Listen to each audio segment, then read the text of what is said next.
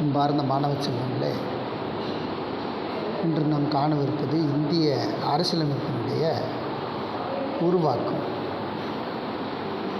அதாவது மாண்டேகு சேம்ஸ்ஃபோர்ட் சீர்திருத்த சட்டம் 1919.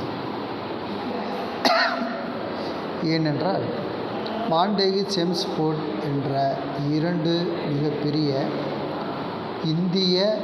இந்தியாவிற்கான ஆங்கில பாராளுமன்றத்தின் செயலராக செயல்பட்ட இருவரும் இணைந்து 1918ஆம் ஆண்டு இந்திய மக்களுக்காக அறிவிக்கப்பட்ட சீர்திருத்த சட்டமே இந்த மாண்டேகு சேம்ஸ்ஃபோர்ட் சீர்திருத்த சட்டம் என அழைக்கப்பட்டது.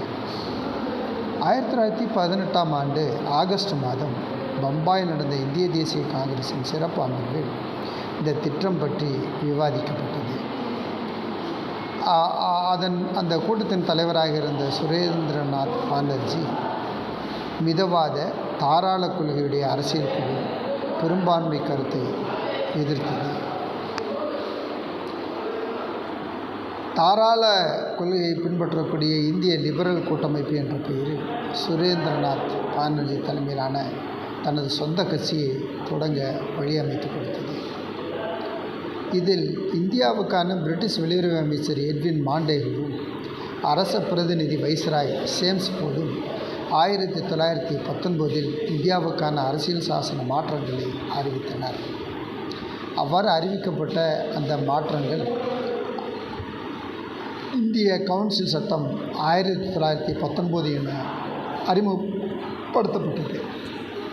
இதில் பெரும்பான்மையாக தேர்ந்தெடுக்கப்பட்டவர்களுடன் மாகாண சட்டப்பேரவையினை விரிவுபடுத்த இந்த கவுன்சில் சட்டம் வழிவகை செய்தது.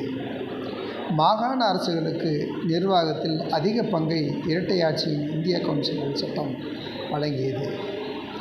இத்திட்டத்தின் கீழ் சட்டம் ஒழுங்கு, நிதி ஆகிய முக்கியமான துறைகள் ஆங்கிலேயருக்கு ஒதுக்கீடு செய்யப்பட்டு அவர்கள் அனைவரும் ஆளுநர்களின் நேரடி கட்டுப்பாட்டின் கீழ் கொண்டு வரப்பட்டனர்.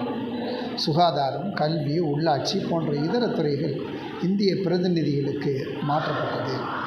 மாற்றப்பட்ட துறைகளுக்கு பொறுப்பேற்ற அமைச்சர்கள் சட்டப்பேரவைகளுக்கு கடமைப்பட்டவர்களானார்கள். நன்றி மாணவர்களே. மீதமுடைய பாடங்களை அடுத்த வகுப்பில் நாம் காணலாம்.